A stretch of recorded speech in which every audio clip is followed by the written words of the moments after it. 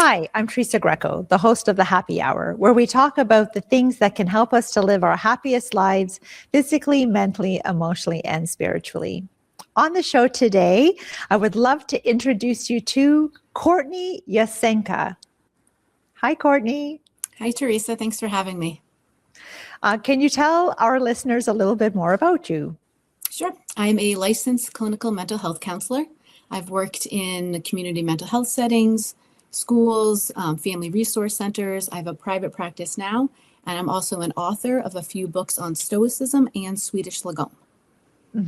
Which I can't wait to get into that with you, because I was not familiar with Swedish Lagom. Even it's like feels like a bit of a tongue twister for me, and so I can't wait to get into that. But the reason why initially I wanted to have you on the show was because I had come across the fact that you have shared some information around why resolutions tend to fail. So we're in February now, and this is around the time that we realize, the best of intentions that we set for ourselves in January. I'm in this boat.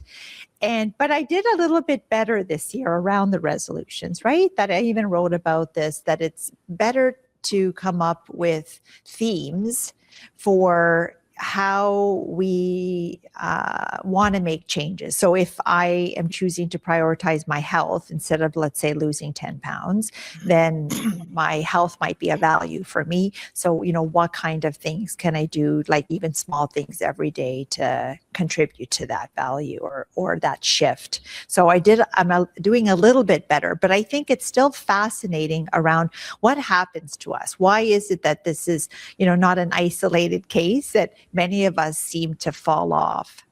Mm-hmm. And you're right. It's usually about this time where our resolutions, aren't going as well as we'd hoped. And you're right. I think it's all about intentions. And in the article I wrote, it was more about, we always hear the expression new year, new you. But instead of trying to completely reinvent ourselves, why not have some of that self-reflection, look at ourselves and think, okay, where could I improve a bit? What am I doing well? And how can I become a better version of myself, not a completely different person? And what you had said too before, instead of having a goal of, and it's usually, fitness related, I want to lose 10 pounds. That's a very specific goal. Instead, if you kind of, view that differently as I want to be healthier, or I want to be able to run, a 10K, or I want to be able to do this or that, then I think you have a different motivation, because you see how it impacts different aspects of your life. And it's not just achieving one goal just to say that I did it. And I think at the beginning of the year, right, we have a lot of motivation, and it gets hard because life gets in the way. And that's where we have to find that balance. And we always say it's not, it's progress over perfection. And it doesn't have to be all or nothing thinking. Sometimes we get in these cognitive distortion traps where it's, if I, it's the black or white thinking. And if I didn't do something today, then my whole resolution is gone. So I think if we find that balance in it and realize every day is a new day and focus on those small steps, then we will be more successful in our, in our resolutions and the goals that we want to achieve. So what happens if we're now starting to hate on ourselves because we've fallen off, and we're not thinking that, we don't have the strength, we don't have the perseverance, like that there's something lacking within us, and that's why we've fallen off? What would you say to us that are feeling a little bit like that, like losers in a sense? Right. First, we need more self-compassion and more positive self-talk, but it's hard because, our confidence gets in the way. And if we view it as, I didn't do this one day, then I'm a complete failure. Again, that all or nothing thinking. It's going to be harder to motivate ourselves the next day.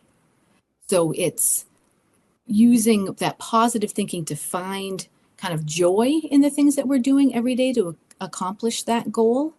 And then realize that it doesn't have to be perfect. And there are a lot of things that are not within your control.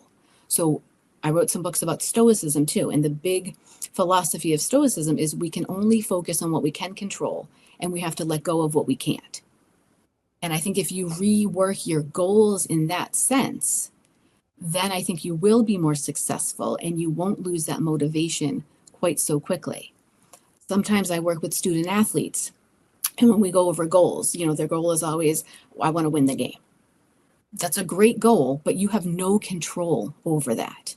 You have no control over the other players. You have no control over the calls. You have no control over the weather, but you do have control over yourself. So maybe that's, you have control over, how fast you're going to go out if it's a run. You have control over what pitch you're going to throw. You have control over your mindset. So when you focus on those things that are within your control, it's easier to stay motivated. It's easier to stay positive, because when we let other people or circumstances or environments determine how we feel about ourselves or if we accomplish our goals, it's a terrible place to be in, because we have no control over that. And we're always at the mercy of somebody or something else. And that can get very defeating and unmotivating. I think that is one of, I would say, like the key pillars when I talk about happiness, is recognizing that everything is outside of your control. You can't control your kids, your spouse, your people, like nothing nothing except for yourself can you control.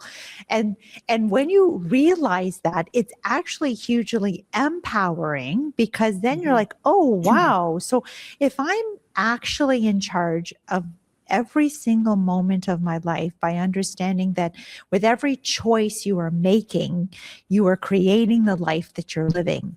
So you almost like can take like a step back and evaluate and say, okay, if these are the circumstances, how am I going to choose to show up or to react to this situation? By taking that moment just to pause and reflect and say, okay, what am I going to do about this? What choice am I going to make? Rather than feeling like you're a victim without choices. Right. And like you said, we don't have control over anything else but ourselves. And sometimes when people think that, they think it's very like defeating, or then it's like, oh, why bother trying, or why bother trying to influence somebody? And it's really, like you said, the opposite. You feel more empowered because you realize you have to make the best out of certain situations. And back to happiness, it doesn't mean that you're okay with everything that's happening or everything that's outside of your control, but you're focusing on what is within your control. You're choosing how to respond, and you're choosing how to react in that moment so it can positively affect your life. And like you said, that is going to give you a huge sense of control. Because when we feel like we don't have control, we feel very anxious, we can feel very depressed, and we feel like nothing we do matters.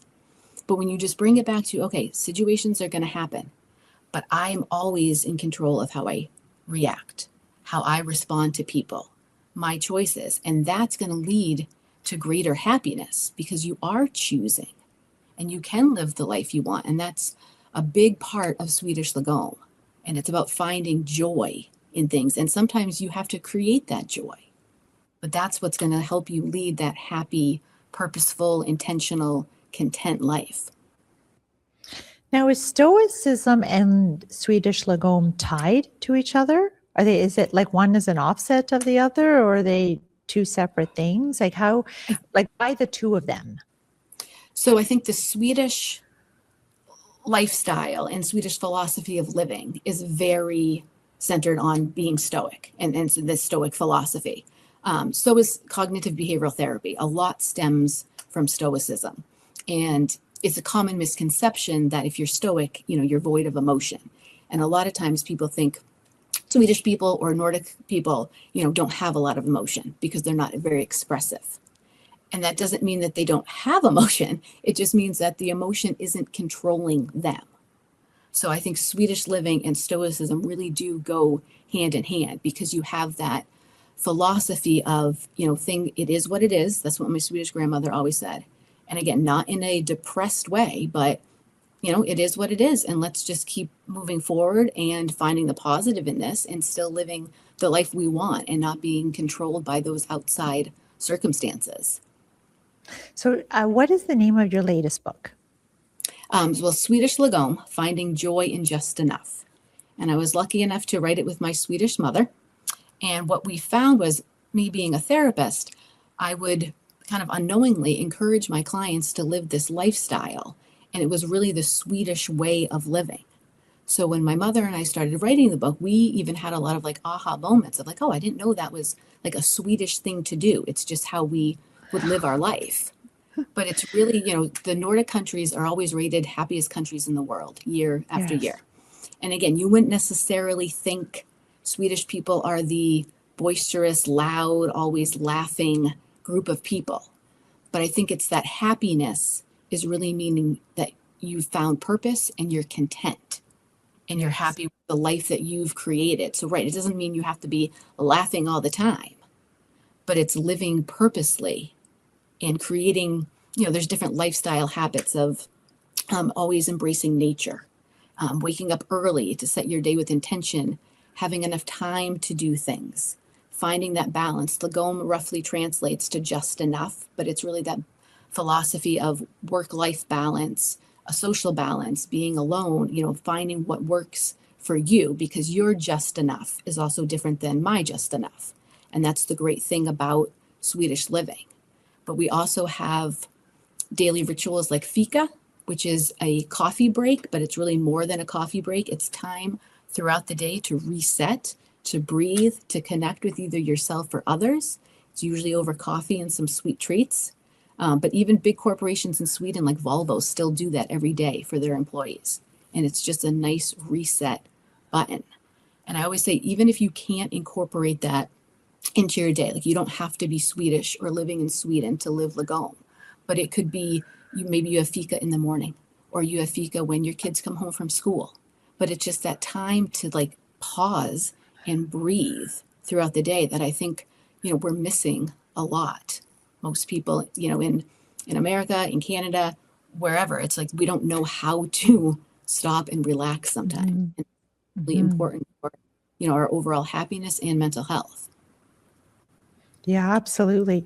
And I think that this is like the irony in the sense that we have all of these technological innovations that are supposedly supposed to make our lives easier and more efficient in to be able to give us more time to enjoy the things that we actually want to do, right? Like even self-driving cars, like, well, if you have a self-driving car, you could be in the back seat and having a nap, right? But no, what do I tend to be doing in the back seat of like if I'm in an Uber or something, I'm now catching up on my emails and other things that I'm like, oh, great, I just bought myself a whole other hour Right. to get more work done, right? So I think I was also talking to the creator of one of these AI research platforms that I use, and we were talking about this, that the idea of AI making things more efficient for us, because it's now allowing us to get maybe like writing tasks done and emails, like so many other things that it's tackling, which I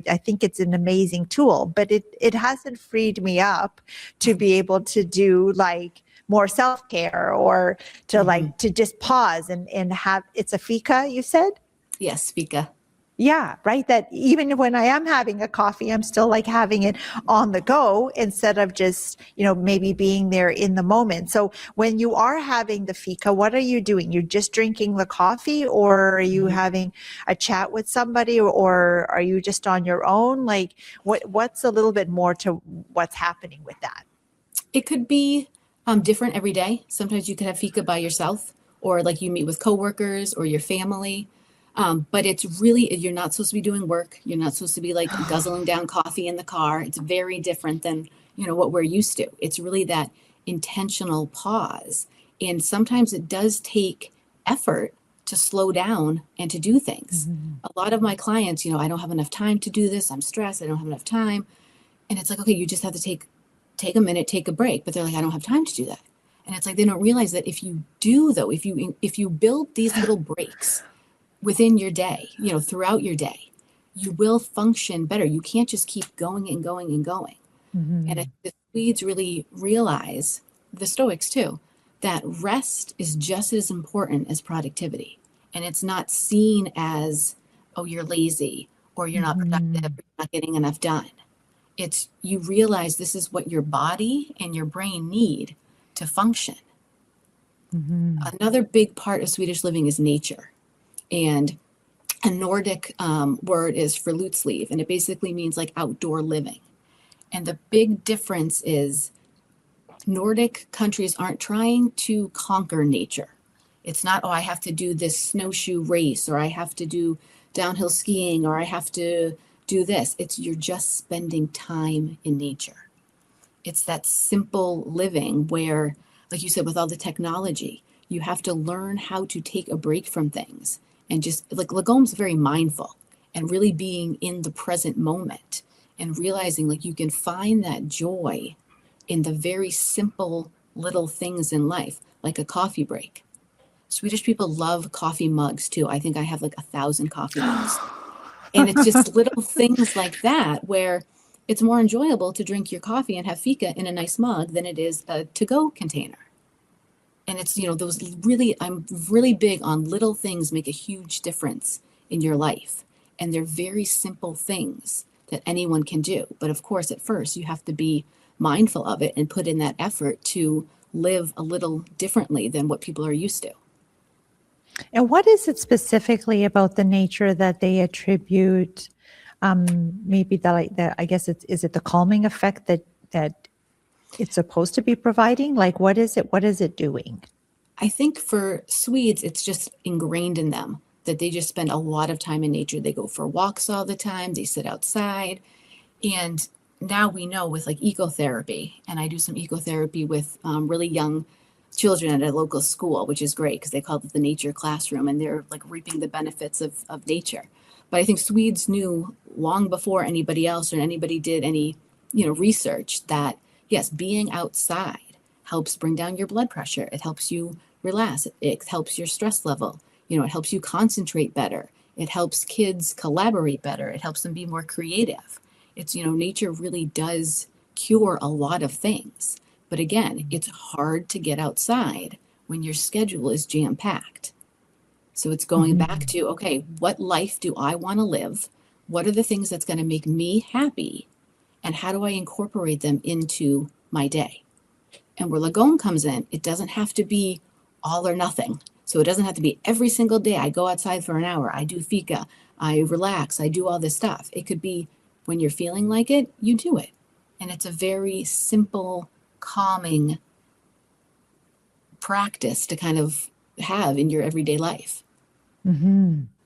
So from a spiritual perspective, I believe that the energy outside in nature is high vibrational, right? And so when we're feeling stressed out and angry and frustrated, all of that is very low vibrational energy. Mm-hmm. And that when we go out in nature, because it's high frequency, we immerse ourselves and it helps to like increase and elevate our frequency, and then just like helping us to center ground and almost like stabilize. And it does it so quickly. That's what's very cool, right? That we don't have to be outside on an hour walk, right. That sometimes I only have 10 minutes between meetings, and that I will go outside, and I have a backyard, so I'm lucky like that. And I will take my shoes off and just walk on my lawn for a couple minutes, because it's just centering and grounding. And in the summertime, I mean, now it's winter time, so now I and I'm sure the northern countries is the same thing. You just don't have those luxuries all the time to be able to go out and put your feet on the grass. And it's harder for me to be outside in the winter time because it's and we're having a really hard winter here. It's the temperature, like even the kids can't even go outside for recess because it's more so than cold minus 15. So yeah, and they're not able to go outside because your skin would freeze in like minutes. So they have indoor recess. So it's we have those kind of limitations. So I mean, in the countries you're speaking about, they have a lot of harsh weather, but it doesn't matter. They still get outside. They'll still go outside, and there's a Swedish proverb, and it says there's no such thing as bad weather, only bad clothing. And so it's really about being prepared. And a lot of Swedish babies, they actually nap outside. And again, you wouldn't just put your child out with no protection. They know how to keep, babies safe when they're napping. But part of the difference too on how they endure this winter is that they embrace it. They lean into it. They don't fight it. They don't have negative thoughts like we do, like, oh, it's 8 degrees again outside, or it's snowing again. And they think, okay, how can I make the best of this? And they really do. And they also then appreciate more when the sun is out, when they have daylight for more than 6 hours. When summer comes, they're outside even more because they know it's not going to last. They Yeah. also, again, talk about balance. So there's the word mys, and it means cozy. And hygge is a very popular Danish word that's become popular in the last like few years, but it's like a cozy, content feeling. And now there's even like mys and hygge, if you have like soft blankets, dimly lit candles, like a cozy fire, like that's that mys feeling. So the Swedes, they'll be outside for a long time during the day, but then they'll come in and enjoy that coziness, that darkness. So again, it's embracing that situation. It's not fighting against it. And to your point too about like vibration, frequency, I think people don't realize, indoor lights, noises stress our bodies. We might not feel stressed or feel nervous about it, but it does stress our nervous system. Yeah. So if you think about if you come into a place where it's very dimly lit, like growing up, we never had overhead lights on. Everything was very dark, always candle lights everywhere. And you embrace it. And that is a nice reset too for your nervous system, which also helps, your overall well-being and mental health too. They So really just know how to live in balance. what kind of suggestions do you make then for the bedroom so that we can get the nice quality sleep that we need to get? Like, and what kind of thoughts do they have around sleep, and if there is any about the bedroom too, and this coziness? So, funny thing. So a lot of Nordic countries have comforters that are split down the middle. So if you're sharing a bed with someone, you're not like wrestling for the covers, so you can sleep better. And it's a big comforter, but it's only attached at the end. They also think decor shouldn't overwhelm you. It should make you feel comfortable. So like whites, grays, nothing loud, no loud colors. Textures are very natural. Again, going back to nature, right? That's what our brain and our bodies want. Natural materials help that overall feeling of calm, and very, very simple lines, simple furniture, and definitely not a lot of clutter. Swedish people like to clean, and a cluttered space is a cluttered mind. So very, minimalistic, but that doesn't mean that you can't have the things that you want. But again, it's that very intentional way of creating your environment and your space for yourself and for your family to help find that happiness, that relaxation, and that reset. Because, right, like you said, you go to bed and then you wake up and you want to wake up refreshed. You don't want to wake up in a mess of things, or not getting a good night's sleep, because then obviously that will affect, how you function the next day. It's have a Friday night ritual. It's called Fredagsmys, and it's every Friday night. Families come together to, play games. Usually they have tacos. They have good food, and they just sit and they get cozy. And it's every Friday night. It's a really nice ritual to kind of look forward to throughout the week too. And I know we talk a lot about cozy, weather and mys in the winter months, but you can also have it in the summer too. You can be outside and it can still be that cozy, simple atmosphere. It's just, a little easier to do in the winter with all the candles. Yeah, it sounds beautiful. So because I want to dive into some of these other things, because I think what was probably fascinating for you, but you could tell me if this is true or not, is that, you have all of these cultural things that are just like a part of how you were brought up and you're living, but then looking at those things now through a critical lens of like your work in mental health, right? To say, oh, wow, it's very interesting how these little traditional things that we just do and that have been passed down from generation to generation have actually been assisting us in all of these different ways to like calm the nervous system and improve our relationships. And so I almost feel like, so I was brought up, I would say I'm half Italian, but my mom might as well have been Italian because she's just like inducted in. And to say that the things, and then I married someone Italian too. So, and to look at some of the cultural traditions and habits that we have, but looking at it through this particular lens, I think is quite fascinating. And I never actually even thought of doing that. So I think it's very cool that that you have analyzed these particular aspects of your culture. So I want to dive into some of those first, but I would love to talk a little bit more about the balance part.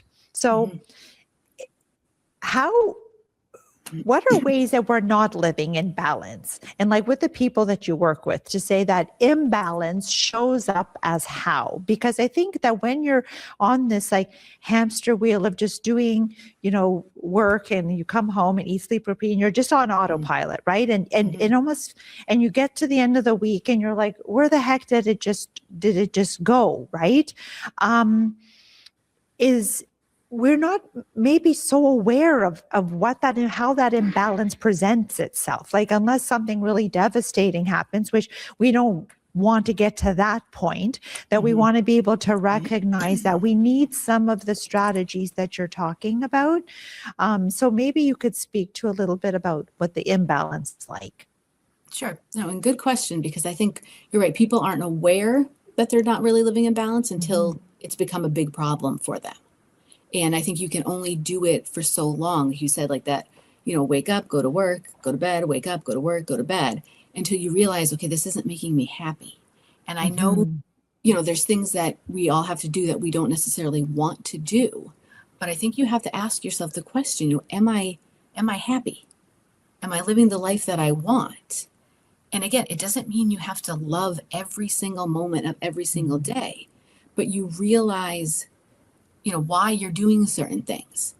And if you're not happy, then you try to make some changes, because everybody deserves to be happy. And I believe everybody can be happy. I know it is harder for certain people, but when you have the mindset of I'm in control of my happiness, of the life that I create is a life I want, I think you'll realize, okay, I can do this. And with balance,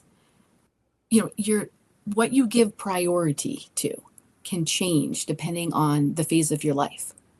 So if I work with new parents, their priority is their children, and they don't get a lot of sleep, and they can't do the things that they used to do. But that's okay right now. Their balance right now is, okay, I'm going to spend more time with my children, and maybe I won't take that work promotion, whatever it is. Then maybe 10 years later, 20 years later, your priorities change. And so your work-life balance might be different too. And I think when people are willing to, people are creatures of habit, and they don't always like change, and it can be scary. But I think if you're willing to have that flexible mindset and realize, okay, this is what I'm choosing to do now. It might not be like this forever, but how do I find the good in the things I'm doing now, in the positives? Or how do I at least see, okay, this is a means to an end. And once this phase is over, I'm going to be where I want to be. But again, is being very intentional and mindful and carving out those times for balance and having boundaries where, 5, 6 o'clock comes, whatever time, I'm not going to check my work emails till tomorrow. And again, this isn't for everybody. The great thing about Lagom is maybe some people would rather, I'm going to check my work email all night long so I can have the days to hang out with my family or do the things I want. So it's really finding what works for you. And again, like I said, you don't have to be Swedish to live this lifestyle at all. And anybody can do it. I think you just have to realize that certain things are within your control and you can make a choice. It's hard sometimes. And it's not just as easy as waking up saying, well, today I'm going to be happy and everything's going to be fine. But I think if you create that life that you want, and in Swedish Lagom too, a lot of balance comes from what I call togetherness time. And that's usually family time. It could be social connections. They are very big in community work, giving back. So even if you don't have, a family or children, you can still live Lagom. It's not that if you're single, you can't have this lifestyle. But the together time, the traditions, that's what helps us build that confidence, that resilience. So when life does feel out of balance, you have that to come home to. And you have the people there supporting you and helping you find that balance too. And the connections, are huge, because when we have good connections in our life, we are happier. And it does make us feel more fulfilled and like that we have a purpose. I'm so glad that you mentioned that word purpose, because that's what I was just going to mention, is that as you were talking about balance, I have talked about purpose in exactly that same context that and I've had shows on purpose where people believe our purpose is one big grandiose thing that we came here to do, that people are like, I don't think I'm living my purpose. And even when I was at the lowest point of my life, which is why I do all this work on happiness, is that was one of the questions I asked, was that, am I not living my life's true purpose? Is that why I'm not happy, even though my life looks perfect on the outside, right? I've checked off all the boxes, and yet I still felt unhappy and unfulfilled. And so I thought, well, maybe it was purpose. And so when I talk about purpose, I talk about it in the same way that you talked about balance, is this idea that our purpose is constantly changing based on like where we are in our stage of our life. And that I feel that purpose is more that you feel like you're doing exactly the right thing at the right time, with the right people, like all of it just feels so right to you. And that when you mentioned, when you're at home and your children are small and so much of your time is dedicated towards assisting them because they can't do anything for themselves, is that I felt so on purpose. So it's not one big purpose, but feeling on purpose in every moment. And that you feel like that balance, it had shifted from like time that I had for myself to now not very little time, because I was so assisting my kids. And that, I think that adjustment was really hard, from having all this time to having like no time even to shower and go to the washroom. Like it was like, what the heck? Right. Right. And your time is, but when and as they grew older, my time was then bringing them to like their sporting events and parent teacher interviews. And that I always felt like I was in the right place at the right time, doing exactly what I was meant to be doing. And that my sense of purpose has evolved to like what I'm doing now here with you, which is, I could never have imagined doing any of the work that I do around happiness had I not been, where I was, and the journey of self-reflection and healing that has brought me to want to help other people along the way. And so, so you mentioned purpose. Do you want to just expand on that a little bit more now too? Yeah, I agree. I think sometimes people think a purpose in life has to be this huge, I'm changing the world, or I'm starting a nonprofit, or I'm doing all this stuff. Yes. Where it's Lagom, like just enough. Your purpose can be just enough. And it doesn't have to be anything great. It can, and that's wonderful. Right. But your purpose could be, every morning I'll wake up and you feed your dog, and that's your purpose for the day. And that's okay if that's what keeps you going. It's the little things that are going to help you feel better. Your purpose could be to be a great family member, or your purpose could be, you bring your coworkers a lot of joy. Your purpose could be you want to, train for something. And like you said, it doesn't have to be like a lifelong purpose either. Your purpose could be a month if it needed to be. But it's just finding that joy in life and finding something that kind of motivates you. And I think that's what is great about Swedish living too, with the traditions and the customs, that you have that feeling of purpose because you have that feeling of belonging with either your community, your family, your friends, where you feel like you do, like you were saying, fit in, and that everybody, is valued. And I think that's a big thing too, when you feel valued and when you feel like what you do matters. What I also love about what you're saying, which is having me reflecting too, is I always thought of balance as like a balanced scale, right? When you think of, Mm. the both sides, and you think of weighing all the different aspects of your life. So, how much time do I dedicate to my profession versus my family versus my relationships versus my health? And they're on different scales, right? And sometimes you're spending more time or more effort on some balance, on some parts of the scale more than others. And this idea of like, if the balance isn't like this, right, that all the scales are in alignment, you're therefore out of balance. But what I feel like I'm recognizing through what you're saying is that we can recognize when and I kind of tied together the idea of just enough to this idea of, where are we happiest? Like, if we think of all of those different aspects of our life, it's not almost so much like weighing it in time or effort, but weighing it in like, am I happy in all of those areas, right? Like, do I feel like my relationships are working? Do I feel like my health is working? Do I feel like my work is working? Do I feel like my home is working? Like, all the different things, it's like, am I happy there? Am I happy? I also talk about happiness as a compass, right? That it's doing this for us, that it's letting us know if we're living the life that we came here to live. Are we living the life that of our dreams? And so everything that you're saying is making me think differently about the word balance. So am I coming, like, is what you're saying kind of the way that I'm interpreting it, the sense that balance, as you said, just enough, is different for everybody, and how we achieve that is different? Right, exactly. And I like your questions of, is this making me happy? Am I happy in these different aspects? Because, right, if you're not happy, why are you doing it? And maybe you have to, but then find the joy in that, or do just enough of it, or balance it with something else. Like we're saying, even if you're outside in the cold for a long time, balance it with a fire when you get in.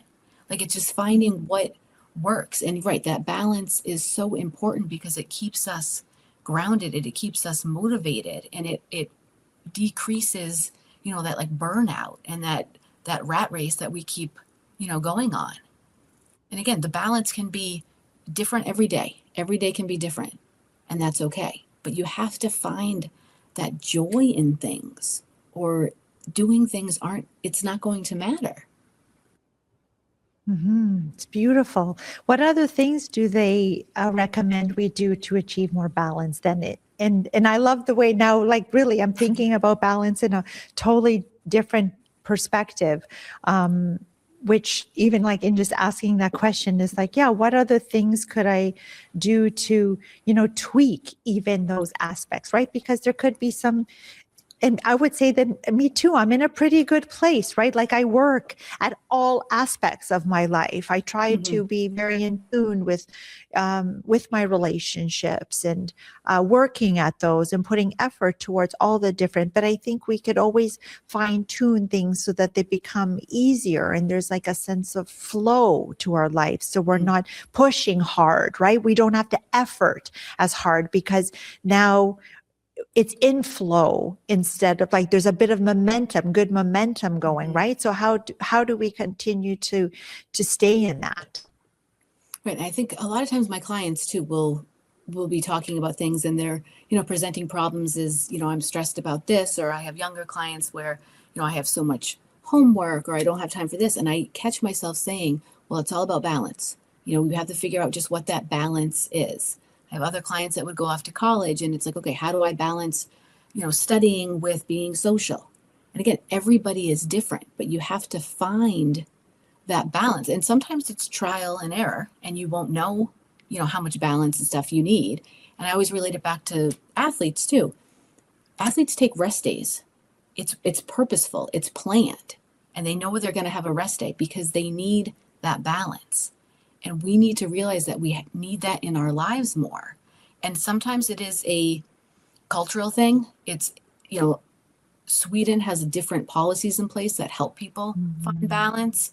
And I wish we did too. So sometimes in that regard, it is a little bit easier, but again, you have to make balance a priority and realize that it is good for your overall well-being and your mental health. Just like, everybody now works out because they know it's good for your physical health. I think if everybody found that balance, if they meditated, if they used self-reflection, if they gave themselves a fika every day, they would feel better. But we don't see the physical benefits of it as quickly as we do as like working out. So I think people don't realize how important it is for your overall well-being. And Swedish people that's just their culture, and it's a great way to live. And it's helpful when everybody has that same philosophy. Mhm. So, the way that I talk about happiness is that I believe it's a state of being. It's not just this transient emotion that we feel when things are going right? That we measure our life based only on our feelings, right? So for me, happiness is not just feelings. It's deeper than that. It's holistic in the sense that it encapsulates all aspects of ourselves, and that I believe we are happy and happy in abundance in our spiritual self, that part of us is always happy, loving, and at peace. But the other aspects of ours may not necessarily be in alignment. And when I listen to you speak, I think about how, which is why I wanted to talk to you too, is that I feel like all the different things that they've incorporated into their way of life helps to bring us into alignment with the happiness that we are, right? That if you were to think about what things bring us physically into alignment, what do they do, right? What things emotionally bring them into alignment? What things mentally bring them into alignment? Because those parts, the human parts of us, the part that is like in this body and has to work and do all the things that we do, it pulls us away because as we started talking, everything is outside of our control. So if you had to, if we could, and I don't know if you've thought about it from this perspective, but it is also, my PhD dissertation is actually looking at various practices in all of those different categories that help to align. So what practices would somebody consider an alignment practice for the physical body, or an alignment practice for the mental or emotional body? So, and when I hear you talking, like even when you were saying, being outside in nature, I feel like that has many benefits, not just, the physical ones, but also the mental and emotional ones, right? So, they're always tied. I feel like it's very difficult to even categorize them, but, I don't know, have you looked at like how some of these practices directly influence one of those aspects of ourselves? I think with just, like we said, the overall balance, it helps with your ability to have, like we talked about in the beginning, that even positive self-talk and not have those cognitive distortions. And when you said, people get bogged down by things like, oh, I have to do this, I have to do that. The way in which we talk to ourselves too can make a huge difference in finding that balance. So when you get up, instead of thinking, oh, I have to go to work, even saying things, oh, I'm able to go to work today, I get to go to work today. That's going to change your whole outlook and your whole mood for the day. And when you start the day off with more gratitude and appreciation, then you're going to be able to find that balance, because quite frankly, you're just not in a bad mood. You're able to see the good in things and the joy in things, but you have to start with that intention. And with Lagom and that concept of just enough, it can be applied to anything. So it's like, okay, what you're working out, well, you can work out Lagom, just enough. If you're resting, rest Lagom. You're not going to stay in bed all day, but maybe you want to stay in bed for a little bit longer. Even cooking, eating, your nutrition can be Lagom. It's that balance. Going back to fika too, the Swedes also have a thing called Saturday sweets. And on Saturdays, they eat sweets. And they don't worry about it. They're not like, oh, this is going to be bad for my diet, or this is too many calories. They eat it and they enjoy it because they're being very mindful, and they don't do it all the time. So again, it's that balance of, if you're going to do something, really kind of do it and enjoy it. but you don't have to do it all the time. I think our mindset is always, to achieve success or happiness is that you can't, that you always have to be working towards it, and have that kind of mindset where if you realize the rest part, the balance part, the taking care of yourself part is also going to help you probably even more than if you didn't live that Lagom just enough lifestyle. I mean, it is a cultural difference. People work overtime or they stay in the office late. In America, nobody really has like set times. In Sweden and England, if you have to stay in the office later, they think that you have terrible time management skills, that you couldn't get things done. Not that you're being more productive. They see it as your work time is over, go home and enjoy that social life because that's going to make you a better worker. And I think if everybody changed and had that mentality, but you can have that mentality with work, with your family, with relationships, with everything, you're just going to feel more aligned, more in balance, and that's going to help decrease any, stress, anxiety, depression, feeling overwhelmed. And then obviously when we feel better, we're going to be able to function better for ourselves and other people. Yeah, no, it's beautiful because if I think about even myself, right, this idea of being on this treadmill of what we often do is because people attribute their happiness outside of themselves to their accomplishments and things that they're achieving, right? So I'll be happy when I get that promotion. I'll be happy when I buy that big house. I'll be happy when, and we set these goals for ourselves, but what the goals are often like not ones that just stay like this, right? They're always slightly higher than the next one. And then we're just climbing this like ladder where we're never fulfilled because we're always pushing ourselves a little bit more and a little bit more. And there's this idea of really pushing ourselves harder so that we can get to that next stage. And that, yes, we should, I think we should feel a bit of discomfort so that we're not plateauing, right? That we're not just staying like this.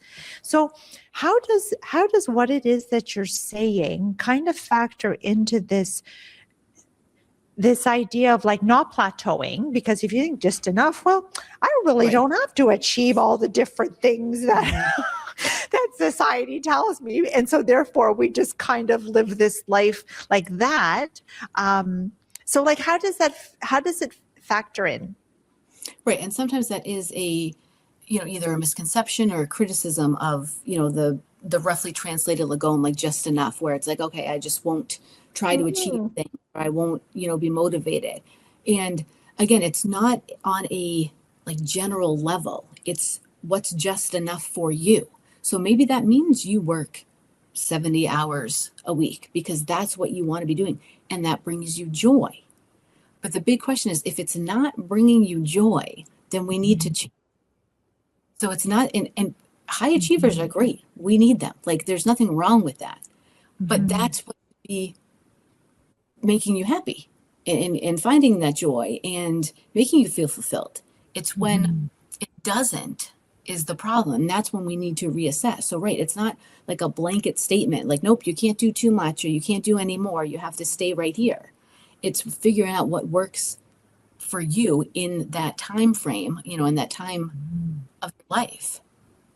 Yeah, I love it. I love it. And it totally, I'm just going to circle back to like that idea that I shared about happiness being this compass, and that if we recognize it as such, I feel like it so ties into what you're saying, because that compass is different for everybody. And that if you feel happy, then you're on path. And if you're not feeling happy, then it could be like that those different aspects are not on path for you, and that, you should take a step back and reevaluate. So many great ideas in that. And so can you let us know where we could grab your book?